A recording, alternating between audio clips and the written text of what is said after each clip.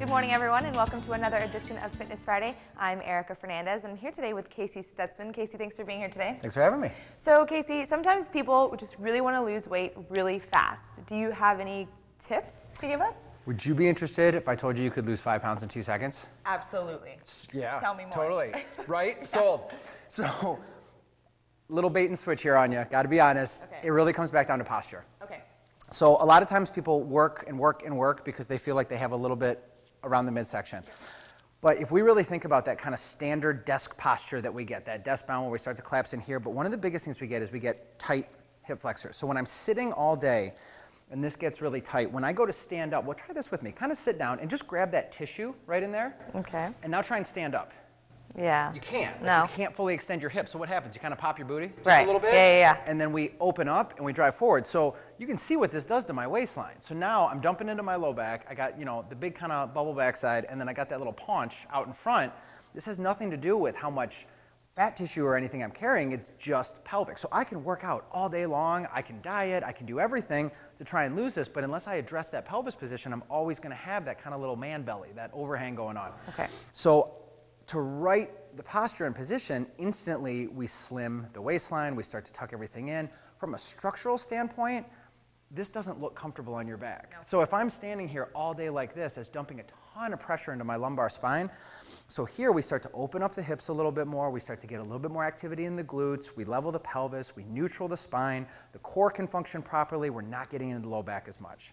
So we can set this up, and we call this combat stance. Okay. Because you're always ready to go, right? So you're active, you're ready to go. So to do that, we start with the feet, and we're going to set them shoulder width apart with the toes forward. We put a little bit of tension in the backside. So just like a little bit of pinch, a little bit of squeeze in the bum. You feel that? Yeah. And notice, what does that do to your pelvis? Forward. Boom. Instantly rights it. So we tend to do a ton of stuff in the gym too, trying to get, glute activation, right? Yeah. You can do it when you're standing all day long. It doesn't need to be crazy, just enough to just drive the pelvis forward. Now we're opening up the hips a little bit.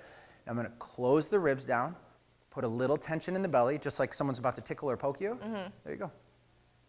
It feels tight. It does. But now, the nice thing about this, do you feel any pressure points or spots? No. No, it's comfortable. Yeah. Because now, instead of resting on your joints or dumping into your low back, you're actually sitting on your hips as they're meant to. Your spine is neutral as it's meant to. There's a little bit of tension in your core that's going to restore better breathing because we're in better position here.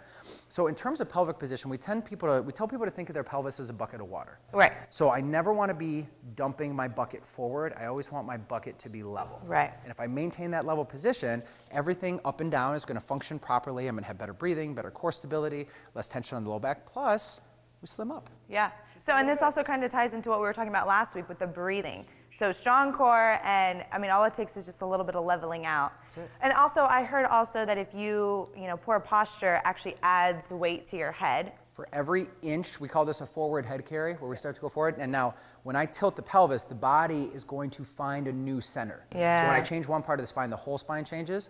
So when I find this position, I can keep my neck long and my head on top of my neck, which sounds silly, but a lot of us walk with our head out here. Every inch forward the head goes, that adds 10 pounds to the head. So instead of a 10-pound head, if I got 6 inches out here, that's a 60-pound head. Oh my God. gosh. We wonder why our neck hurts. All right, well, thank you so much for being here today. And definitely, always, you can work on these, activating these muscles and fixing your posture, and it can definitely help. So the great thing about this is if I'm working on this constantly throughout my day, and this is just my new standing posture, when you get to the gym or you go paddling or biking, whatever your activity is, you're going to have an easier time finding that brace neutral spine because it's like you're practicing it all day, all day, all day. And after a while, this just becomes normal. And you can do it sitting at your desk as well? Desk is a little bit tougher just because our glutes are kind of taken out of the equation. Okay. So desk posture, I just got to make sure there's some tension there and finding that long spine.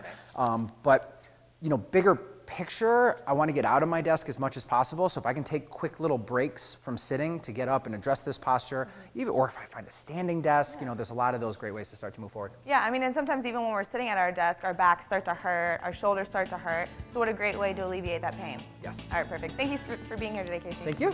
Stay tuned because sports is next.